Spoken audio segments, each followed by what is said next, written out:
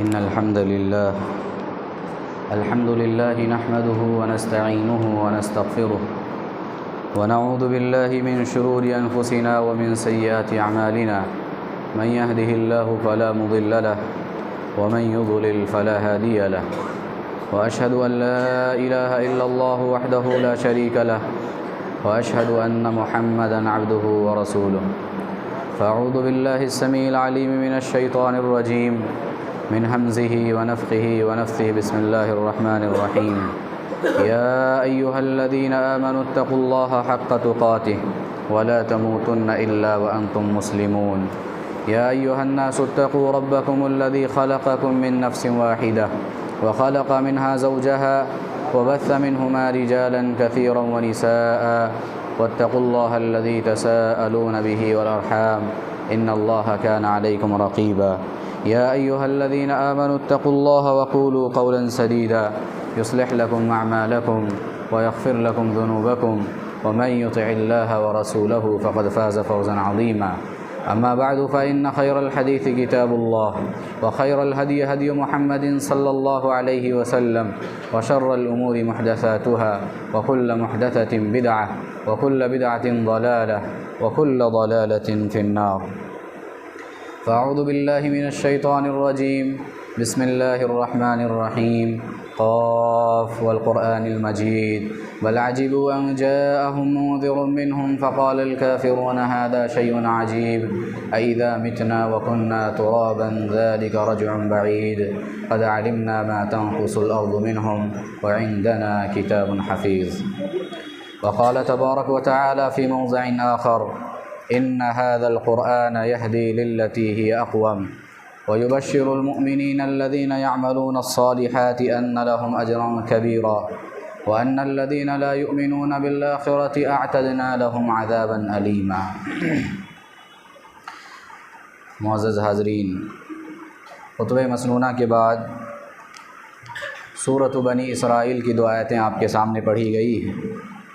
اللہ رب العالمین نے ان آیات میں ارشاد فرمایا ان هذا القرآن يهدي للتي هي اقوم، کہا کہ یقیناً یہ قرآن مجید وہ راستہ دکھاتا ہے جو سب سے سیدھا اور سچا راستہ ہے۔ وَيُبَشِّرُ الْمُؤْمِنِينَ الَّذِينَ يَعْمَلُونَ الصَّالِحَاتِ، اور وہ مومنین جو عمل صالح کرتے ہیں ایمان کے ساتھ، انہیں خوشخبری سناتا ہے ان لہم اجرا کبیرا، کہ ان کے لیے بڑا اجر ہے، اجر عظیم ہے، اجر کبیر ہے۔ وان الذین لا یؤمنون بالآخرۃ اعتدنا لہم عذابا علیما، اور یہ کہ جو لوگ آخرت پر ایمان نہیں رکھتے ہم نے ان کے لیے دردناک عذاب تیار کر رکھا ہے۔ حضرات، قرآن مجید کتاب ہدایت ہے، دستور حیات ہے، منشور زندگی ہے، ہماری اور آپ کی نجات و کامرانی کا ضامن ہے، اور اللہ رب العالمین کی طرف سے اس دنیا والوں کے لیے، اللہ کے بندوں کے لیے آخری پیغام ہے۔ جب ہم قرآن مجید کا مطالعہ کرتے ہیں تو پتہ چلتا ہے کہ اللہ رب العالمین نے حضرات انبیاء کرام علیہم الصلاۃ والسلام کو طرح طرح کے معجزات سے نوازا، طرح طرح کے معجزات عطا کیے۔ چنانچہ حضرت موسیٰ علیہ الصلاۃ والسلام کو اللہ رب العالمین نے عصا یعنی لاٹھی کا معجزہ عطا کیا کہ جب آپ لاٹھی کو زمین پر رکھتے تو لاٹھی اژدہے کی شکل اختیار کر لیتی۔ اسی طریقے سے ید بیضا آپ کو دیا گیا، اور ید بیضا ایک ایسا معجزہ تھا کہ جب آپ اپنے ہاتھ کو اپنے گریبان میں، اپنے بازو میں لے جاتے تو آپ کا ہاتھ جب وہاں سے واپس لوٹتا تو بالکل چمکتا ہوا، چمکدار نظر آتا۔ حضرت عیسیٰ علیہ السلام کو اللہ رب العالمین نے یہ معجزہ عطا کیا کہ آپ جب کسی میت کے پاس، کسی لاش کے پاس، کسی مردہ انسان کے پاس قم بإذن اللہ کہہ کر کے اس سے مخاطب ہوتے کہ اللہ کے نام سے، اللہ کے حکم سے کھڑے ہو جاؤ، تو مردہ وہ لاش اٹھ کر کھڑے ہو جاتا۔ اور یہ اللہ رب العالمین نے بطور معجزہ حضرت عیسیٰ علیہ السلام کو عطا کیا تھا۔ اسی طریقے سے کوئی بیمار انسان، آپ اس کے جسم پر ہاتھ پھیرتے تو اس انسان کو شفا حاصل ہو جاتی، اللہ کے حکم سے وہ انسان صحت یاب ہو جاتا۔ یہ دست شفا حضرت عیسیٰ علیہ السلام کو بطور معجزہ اللہ رب العالمین نے عطا کیا تھا۔ اسی طرح سے حضرت ابراہیم علیہ السلام کو ہم دیکھتے ہیں، آتش نمرود بھڑک رہی ہے، نمرود کا بھڑکایا ہوا وہ آگ، اس کے شعلے بلند ہو رہے ہیں، اور ایسے شعلے ہیں کہ اس کے اوپر سے دور دور تک اس کے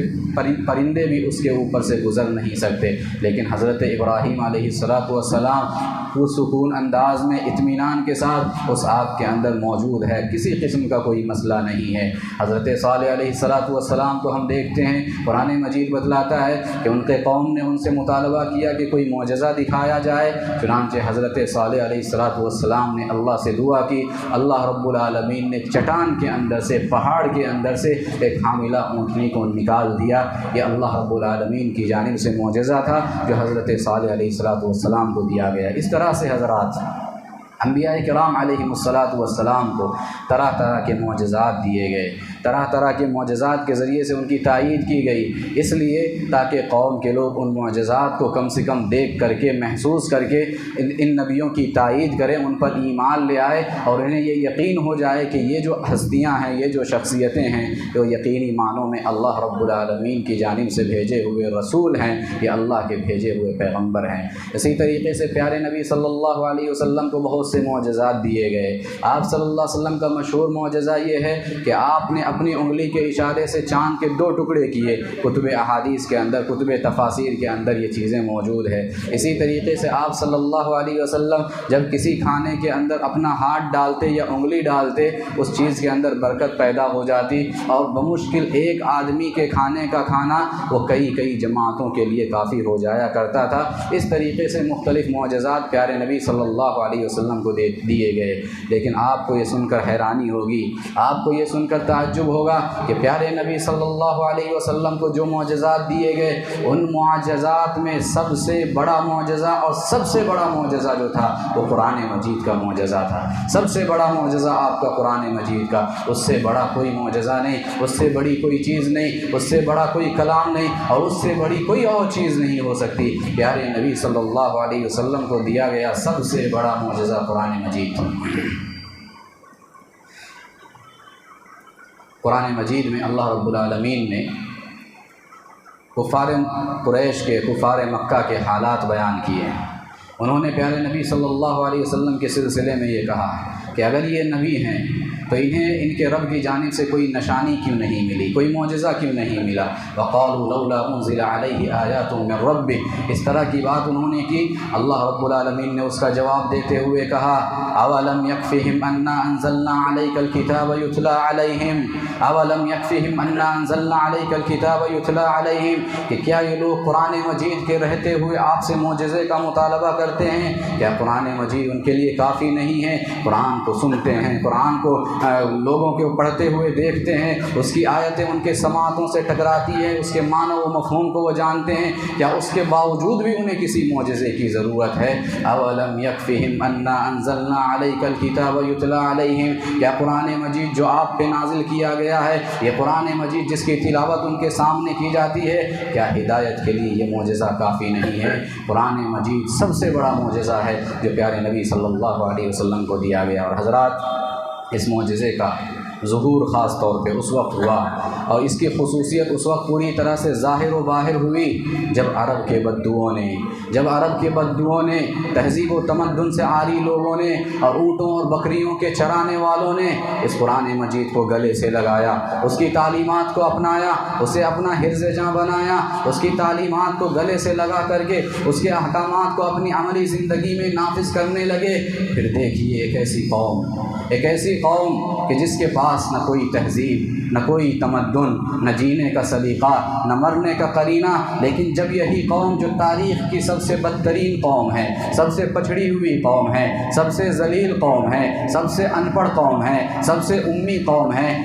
سب سے غیر متمدن اور غیر مہذب قوم ہے، جب یہی قوم قرآن مجید کو اپنے گلے سے لگاتی ہے، جب یہی قوم قرآن مجید کو اپنے گلے سے لگا کر کے اس کی تعلیمات کو اپنی عملی زندگی میں نافذ کرتی ہے، تو دیکھتے ہی دیکھتے 23 سال کی ایک چھوٹی سی مدت میں قرآن مجید ان کی زندگیوں میں ایسا انقلاب برپا کرتا ہے کہ سبحان اللہ، یہ دنیا کی سب سے غیر مہذب اور غیر متمدن قوم دیکھتے ہی دیکھتے دنیا کی امام بن جاتی ہے۔ شاعر نے کہا، رحمت کی گھٹائیں لہرائیں دنیا کی امیدیں بر آئیں، رحمت کی گھٹائیں لہرائیں دنیا کی امیدیں بر آئیں، اکرام و عطا کی بارش کی اخلاق کے موتی برسائے، تہذیب کی شمع روشن کی اونٹوں کے چرانے والوں نے، تہذیب کی شمع روشن کی اونٹوں کے چرانے والوں نے، کانٹوں کو گلوں کی قسمت کی ذروں کے مقدر چمکائے۔ حضرات، قرآن مجید ایک ایسی کتاب ہے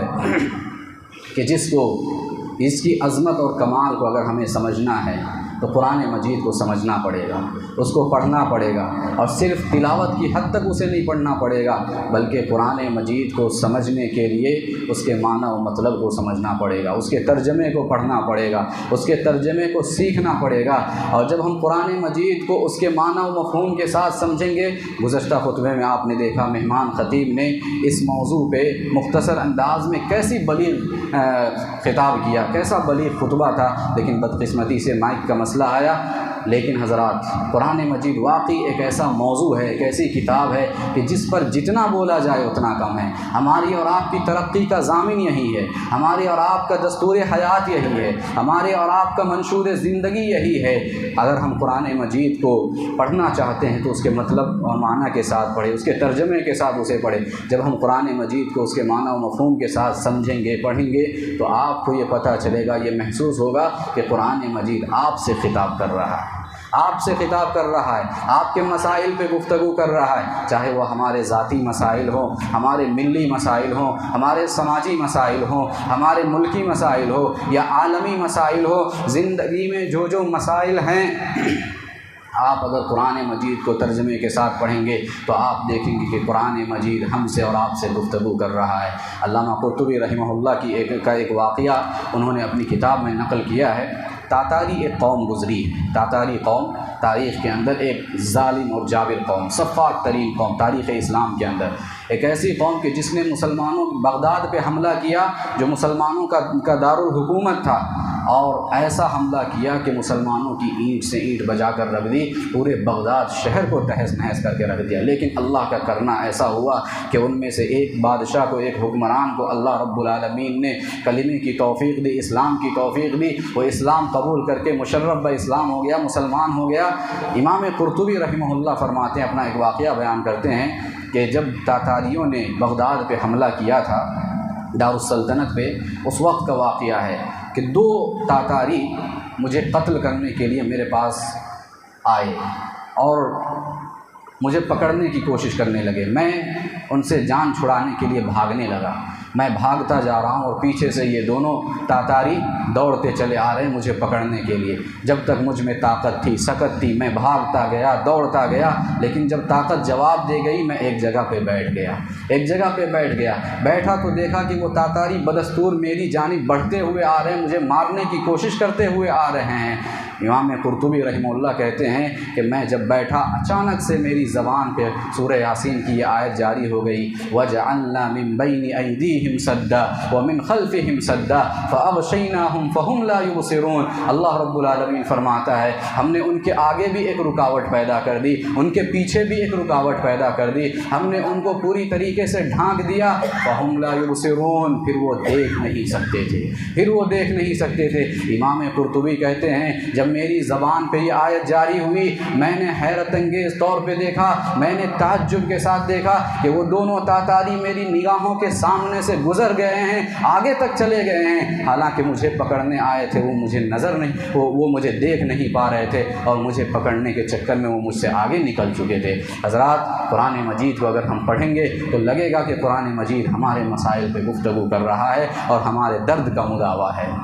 اسی طریقے سے پیارے نبی صلی اللہ علیہ وسلم کی سیرت اگر ہم دیکھیں، آپ صلی اللہ علیہ وسلم کو جب بھی کوئی غم لاحق ہوتا ہے، جب بھی کوئی رنج لاحق ہوتا، کوئی تکلیف آپ کو ہوتی، آسمان سے وحی نازل ہوتی، آپ کو دلاسا دیا جاتا، آپ کو تسلی دی جاتی۔ سبحان اللہ، جب اللہ کے نبی صلی اللہ علیہ وسلم ایک مرتبہ یہ سوچ کر غمگین ہو گئے، یہ سوچ کر کہ دنیا میری تکذیب کرتی ہے، لوگ مجھے جھٹلاتے ہیں، مجھ پہ ایمان نہیں لاتے ہیں، چلو سمجھ میں آتا ہے وہ غیر ہے، لیکن یہاں مسئلہ یہ ہے کہ میرے اپنے سب سے زیادہ میرے مخالف ہیں، جو میرے اپنے ہیں، میرے قریبی ہیں، میرے رشتہ دار ہیں، میرے گھر والے ہیں، میرے چچا ہیں، یہ میرے سب سے زیادہ مخالف ہے۔ مجھے تکلیف دینے والے میرے اپنے، مجھے ستانے والے میرے اپنے، مجھے گالیاں دینے والے میرے اپنے۔ پیارے نبی صلی اللہ علیہ وسلم یہ سوچ کر کے رنجیدہ ہو گئے، کبیرہ خاطر ہو گئے، غمزدہ ہو گئے۔ آسمان سے فوراً حضرت جبریل علیہ السلام سورہ یوسف لے کر کے نازل ہوئے اور یہ پیغام دیا کہ اے پیغمبر صلی اللہ علیہ وسلم، اگر آپ کے رشتہ دار آپ کو ستا رہے ہیں، آپ کے چاہنے والے، آپ کے قریبی اگر آپ کو تکلیفیں دے رہے ہیں، آپ کو غم زدہ ہونے کی ضرورت نہیں ہے، آپ کو گھبرانے کی ضرورت نہیں ہے۔ گزشتہ انبیاء کے ساتھ تو یہی کچھ ہوا ہے۔ یہ دیکھیے حضرت یوسف ہے، یہ دیکھیے حضرت یوسف ہے، یہ اپنے باپ سے دور کیے گئے، اندھے کنویں میں ڈالے گئے، بازار مصر میں فروخت کیے گئے، اس کی وجہ سے مصر کے جیل کی سلاخوں کے پیچھے انہیں جانا پڑا۔ اور یہ سب کرنے والے کون تھے؟ پیارے نبی کو بتایا گیا کہ اس سب کے پیچھے ان کے سگے بھائیوں کا ہاتھ تھا۔ باپ سے دور کرنے والے سگے بھائی، اندھے کنویں میں ڈالنے والے سگے بھائی، بازار مصر میں فروخت ہونے کا ذریعہ بننے والے سگے بھائی، اور اس کی پاداش میں جیل کی سلاخوں کے پیچھے جانے کا ذریعہ بننے والے یہ سگے بھائی۔ جہاں دیکھیے سگے بھائیوں نے حضرت یوسف علیہ السلام کے ساتھ یہ معاملہ کیا، پیارے نبی صلی اللہ علیہ وسلم کو تسلی دی گئی، آپ کو دلاسا دیا گیا کہ آپ کو گھبرانے کی ضرورت نہیں ہے۔ ایسے حالات اور ایسے رنج، ایسے غم اپنوں کی جانب سے اپنوں کو آتے رہتے ہیں۔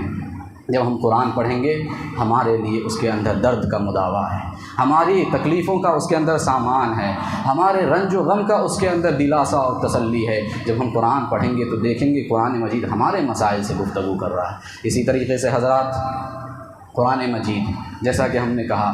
ہر مسئلے کا حل ہے۔ ہمارے جو بھی مسائل ہیں زندگی میں، ہم جن پریشانیوں کا سامنا کرتے ہیں، ہم جن تکالیف کا سامنا کرتے ہیں، جو بھی چیلنجز ہماری زندگی میں آتے ہیں، ان چیلنجز کو فیس کرنے کا اور ان چیلنجز میں کھڑا اترنے کے لیے سب سے بڑا ہتھیار اگر ہمارے پاس ہے تو قرآن مجید ہے۔ سبحان اللہ، پیارے نبی صلی اللہ علیہ وسلم سے کہا گیا فَلَا تُطِعِ الْكَافِرِينَ وَجَاهِدْهُمْ بِهِ جِهَادًا كَبِيرًا، فَلَا تُطِعِ الْكَافِرِينَ وَجَاهِدْهُمْ بِهِ جِهَادًا كَبِيرًا۔ پیارے نبی سے کہا جا رہا ہے کہ آپ کفار و مشرکین کی بات نہ مانیے، بلکہ ان کے ساتھ قرآن کے ذریعے سے جہاد کیجیے، قرآن کے ذریعے سے جہاد کیجیے۔ اللہ اکبر، قرآن کے ذریعے سے جہاد کیا ہے؟ قرآن کے ذریعے سے جہاد قرآن کی بات کو ان تک پہنچانا ہے، قرآن کی تعلیم ان کو دینا ہے، قرآن کے میسج کو ان تک پہنچانا ہے، قرآن کی دعوت و تبلیغ کرنی ہے، قرآن کے مشن کو عام کرنا ہے، لوگوں تک اللہ کا یہ پیغام پہنچانا ہے۔ یہ قرآن کے ذریعے سے ان کے ساتھ جہاد کرنا ہوا۔ حالانکہ دیکھیے یہ مکی صورت ہے، سورۃ الفرقان کی آیت ہے، مکے کے اندر یہ صورت اور یہ آیت نازل ہوئی ہے۔ جنگ کی جتنی بھی آیتیں ہیں عام طور پہ مدینہ میں نازل ہوئی، جنگ کے احکامات مدینہ میں نازل ہوئے، اور جتنی بھی جنگیں ہوئی سب کے سب مدینہ میں۔ 10 سال کی مختصر زندگی میں، اس سے پہلے مکے کی 13 سالہ طویل زندگی پیارے نبی صلی اللہ علیہ وسلم کی مکے میں گزرتی ہے۔ آپ کو تلوار اٹھانے کی اجازت نہیں، آپ کو جہاد کرنے کی اجازت نہیں ہے۔ آج ہم اگر دیکھیں تو ہمارے ملک کی جو صورتحال ہے، مکے کے اندر پیارے نبی صلی اللہ علیہ وسلم کی جو 13 سالہ زندگی تھی، اس وقت جو ان کے حالات تھے، ہمارے ملک کے موجودہ حالات اور اس وقت کے حالات، دونوں میں زیادہ فرق نہیں ہے، دونوں میں موزونیت ہے، یکسانیت ہے۔ ایسے وقت میں ہمیں کیا کرنا ہے؟ مکی زندگی ہمیں روشنی فراہم کرتی ہے۔ پیارے نبی صلی اللہ علیہ وسلم کے مکہ کی زندگی ہمیں روشنی دیتی ہے، ہماری رہنمائی کرتی ہے کہ اگر تم ہندوستان میں رہ کر کے اپنے ملک کے اندر غیر مسلم اکثریتی ملک کے اندر رہنا چاہتے ہو تو پیارے نبی صلی اللہ علیہ وسلم کے اس اسوے کو اپناؤ۔ آپ دیکھیے پیارے نبی صلی اللہ علیہ وسلم کو مکے کی طویل زندگی میں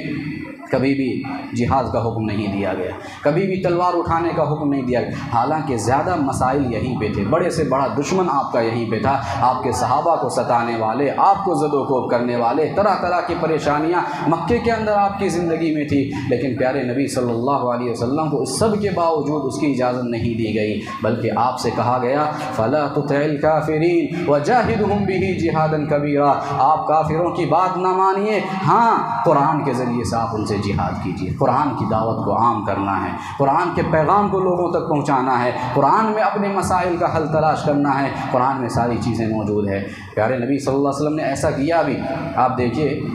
کتب تفاسیر میں ایک واقعہ آتا ہے، کفار قریش میں سے ایک شخص جو سردار قریشوں کا سردار تھا، عتبہ بن ربیعہ،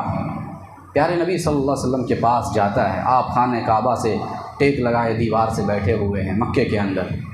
آپ کے پاس آتا ہے، بلکہ آتا نہیں ہے،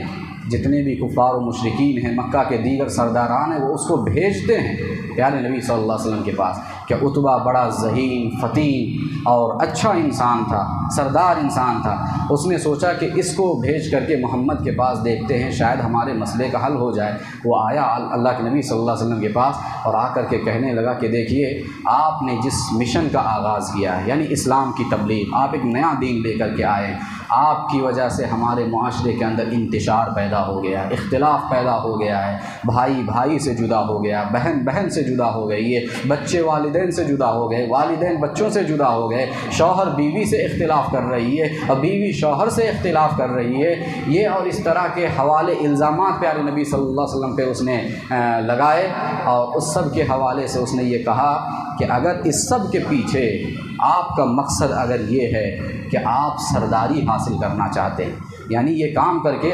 جب انہوں نے دیکھا کہ دن بدن مسلمانوں کی تعداد بڑھتی جا رہی ہے اور اس کو روک تھام کی جو بھی کوششیں تھیں انہوں نے کی، لیکن مسلمانوں کی بڑھتی ہوئی تعداد رک نہ سکی، تب انہوں نے یہ قدم اٹھایا تھا عتبہ کو بھیج کر کے۔ تو انہوں نے دیکھا کہ جب اسلام نہیں رک رہا ہے، مسلمان نہیں رک رہے ہیں، وہ بڑھتے جا رہے ہیں، تب انہوں نے یہ قدم اٹھایا اور کہا کہ اگر آپ اس سب کے ذریعے سے سرداری چاہتے ہیں، حکمرانی چاہتے ہیں، تو ہم پورے عرب کا آپ کو حکمران بنا دیتے ہیں، پورے عرب کا آپ کو سردار بنا دیتے ہیں، آپ کے حوالے ہے سرداری،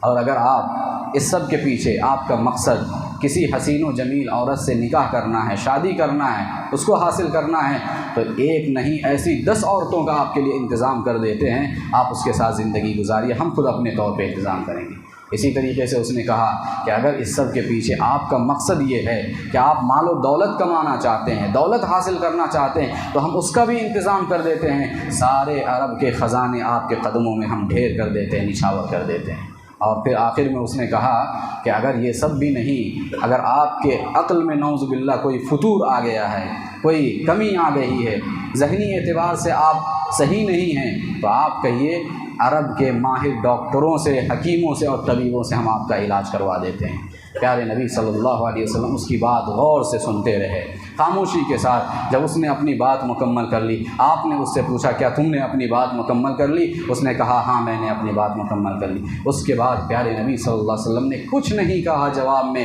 صرف سورہ حامیم سجدہ کی تلاوت آپ صلی اللہ علیہ وسلم نے شروع کر دی، جس کے اندر عاد و ثمود قوم کا تذکرہ موجود ہے، ان کی ہلاکت کا تذکرہ موجود ہے۔ پیارے نبی صلی اللہ علیہ وسلم پڑھتے جا رہے ہیں، پڑھتے جا رہے ہیں، ایک آیت آتی ہے فَإِنْ أَعْرَضُوا فَقُلْ أَنذَرْتُكُمْ صَاعِقَةً مِثْلَ صَاعِقَةِ عَادٍ وَثَمُودَ، کہ اگر یہ لوگ اپنی اس چلن سے، روش سے باز نہیں آئے تو ان کا بھی انجام وہی ہونے والا ہے جو عاد و ثمود کا ہو چکا ہے۔ عتبہ نے آپ صلی اللہ علیہ وسلم کے ہاتھ پہ اپنا ہاتھ آپ کے منہ پہ رکھ دیا اور کہا محمد بس کرو، محمد بس کرو، اب نہیں۔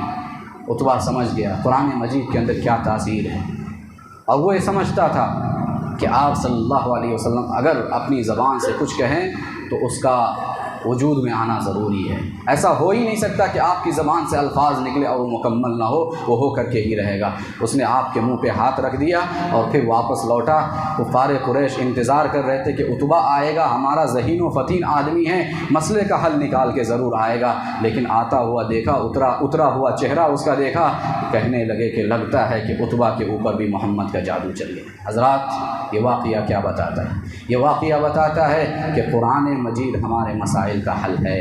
ہمارے بہت سارے مسائل کا حل قرآن مجید کے اندر ہے۔ اگر قرآن مجید کو ہم سمجھیں، پڑھیں اور اس میں تدبر اور تفکر کریں تو بہت ساری ہماری زندگی کی مشکلات، بہت ساری پریشانیاں اور بہت سارے مصائب و آلام سے ہم خود کو نجات دلا سکتے ہیں، اپنے آپ کو بچا سکتے ہیں۔ اسی طریقے سے حضرات، آج دنیا میں جو کچھ ہو رہا ہے،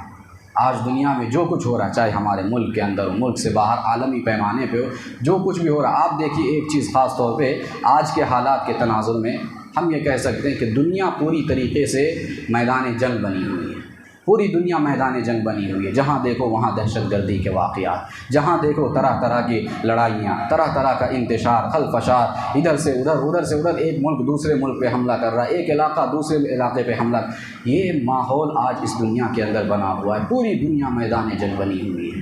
اگر ہم غور کریں تو اس سب کے پیچھے اصل میں کس کا ہاتھ ہے؟ اگر ہم غور کریں، قرآن بتاتا ہے، حدیثیں بتاتی ہے، آج کے حالات بتاتے ہیں، تاریخ بتاتی ہے کہ اس سب کے پیچھے اگر ہم دیکھیں تو یہودیوں کا ہاتھ ہے۔ ہم ان پہ الزام نہیں دے رہے،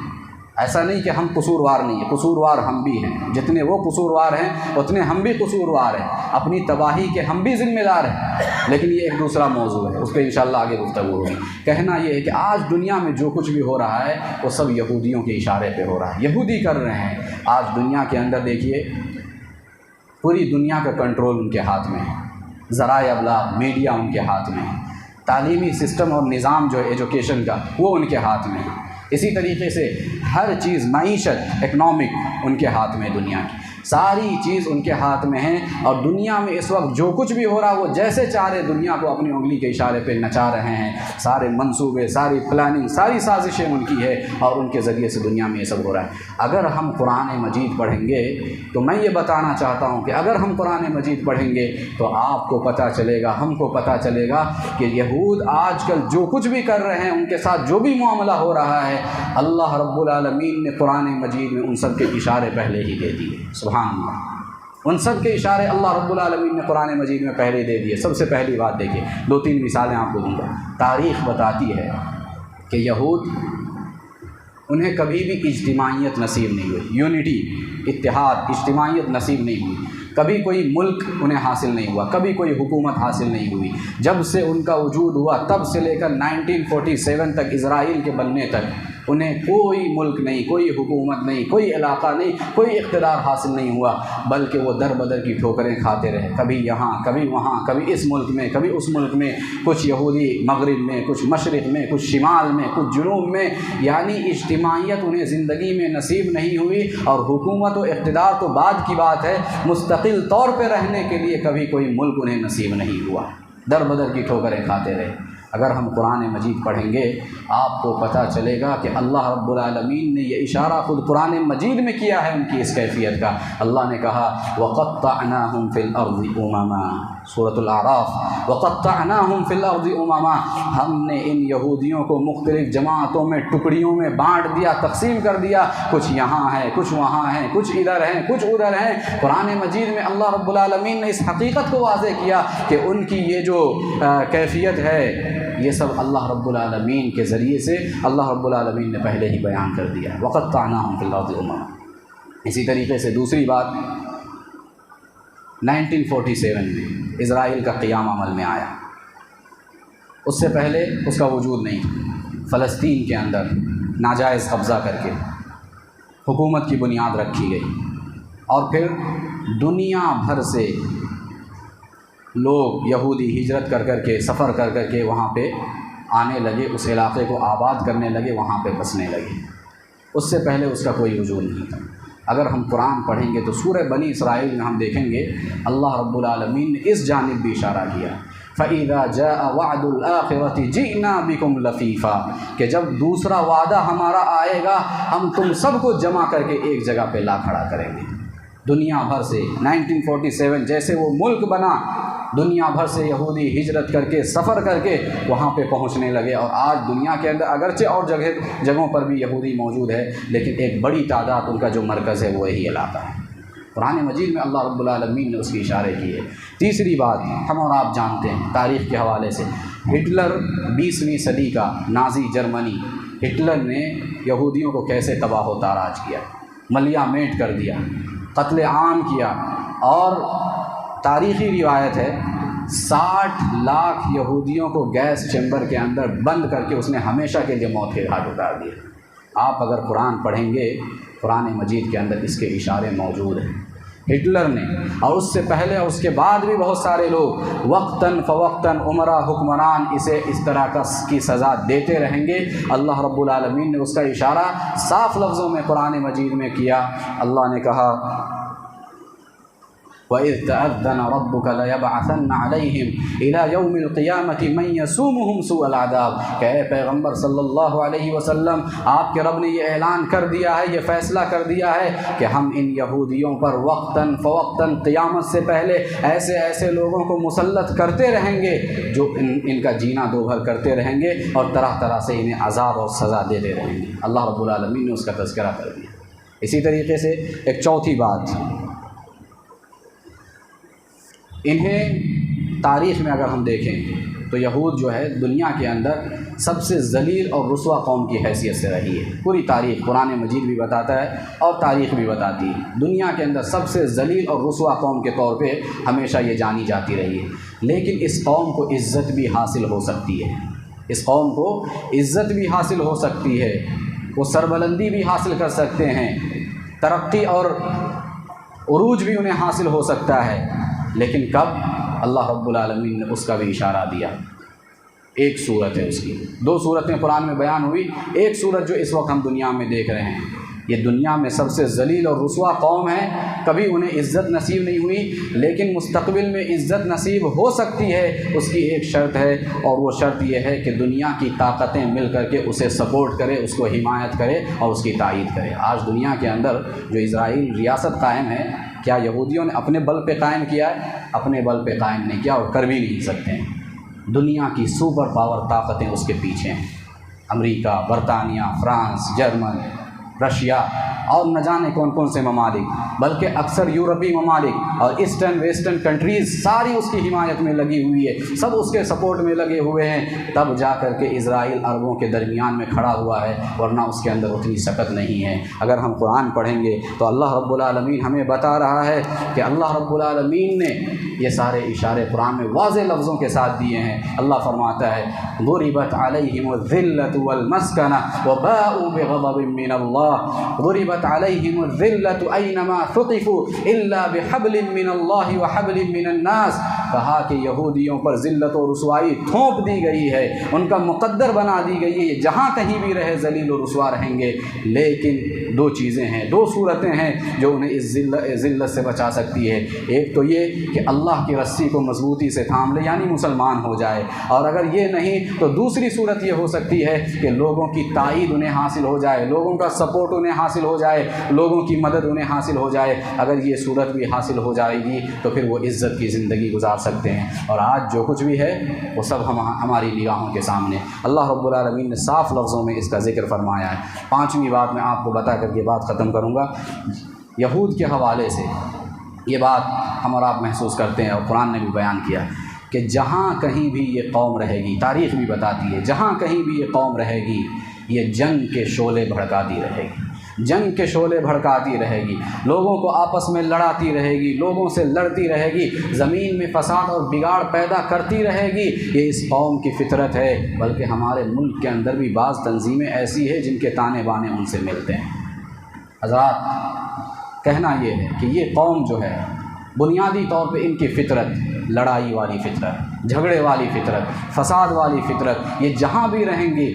جنگ کی آگ بھڑکاتی رہے گی۔ اللہ رب العالمین نے قرآن میں اس کا اشارہ دیا، کلما اوقدوا نارا للحرب اطفأها اللہ ویسعون فی الارض فسادا واللہ لا يحب المفسدین، کہ جب کبھی یہ جنگ کی آگ بھڑکانا چاہتے ہیں اللہ رب العالمین اس آگ کو بجھا دیتا ہے، اللہ رب العالمین اس آگ کو بجھا دیتا ہے۔ ویسعون فی الارض فسادا، لیکن اس کے باوجود بھی ان کی یہ کوشش ہوتی ہے کہ زمین میں وہ فساد مچاتے رہیں، بگاڑ پیدا کرتے رہیں۔ واللہ لا يحب المفسدین، لیکن اللہ تعالیٰ مفسدوں کو پسند نہیں فرماتا ہے۔ حضرات، یہ مثالیں ہیں یہ مثالیں ہیں، ان کے ذریعے سے ہم سمجھ سکتے ہیں کہ قرآن مجید کے اندر اللہ رب العالمین نے کیسے قوموں کے عروج و زوال کی داستانیں بیان کی ہے، ان کے ماضی اور مستقبل کے اتار چڑھاؤ کو اللہ رب العالمین نے کیسے بیان کیا ہے۔ اور آج ہم جو ان مسائل کا سامنا کر رہے ہیں، اگر ہم قرآن مجید پڑھیں تو کیا ہم ان چیزوں کو جان کر کے اپنے آپ کو ان سے بچاؤ نہیں کر سکتے ہیں؟ یقیناً کر سکتے ہیں۔ ہمارے اسلاف کو دیکھیے، ہمارے صحابہ کرام، ہمارے اسلاف، اور 700-800 سال تک مسلمانوں نے دنیا پہ حکومت کی، کیسے کی؟ قرآن کو گلے سے لگا کر کے، قرآنی تعلیمات کو گلے سے لگا کر کے۔ آج ہم قرآن مجید کو چھوڑ کر کے دنیا کے اندر ذلیل اور رسوا ہے۔ وہ زمانے میں معزز تھے مسلمان ہو کر، اور ہم خار ہوئے تاریک قرآن ہو کر۔ حضرات، ضرورت اس بات کی ہے کہ ہم قرآن مجید سے اپنا تعلق مضبوط کریں، اپنا رشتہ مضبوط کریں۔ قرآن مجید سے اگر ہمارا تعلق مضبوط ہوگا، اللہ سے ہمارا تعلق مضبوط ہوگا، اور جب اللہ سے ہمارا تعلق مضبوط ہو جائے، پھر دنیا کی کوئی طاقت ہمارا بال بھی باقا نہیں کر سکتی ہے۔ اللہ تعالیٰ ہم تمام لوگوں کو قرآن مجید کے حقوق کو ادا کرنے کی توفیق عطا فرمائے۔ اللہ تعالیٰ ہمیں قرآن مجید کو نہ صرف تلاوت بلکہ تلاوت کے ساتھ اس میں غور و تدبر کے ساتھ اس کو پڑھنے کی توفیق عطا فرمائے۔ اللہ ہمارے جو بھی مسائل ہیں، ان مسائل کو، مشکلات کو اپنے فضل و کرم سے دور فرمائے، اور امت مرحومہ پر رحم و کرم کا معاملہ فرمائے۔ اللہم آمین۔ اقول قولی ھذا واستغفر اللہ لی ولکم ولسائر المسلمین من کل ذنب فاستغفروه انه هو الغفور الرحیم انه تعالی جواد کریم ملک بر رؤوف رحیم ورب حلیم۔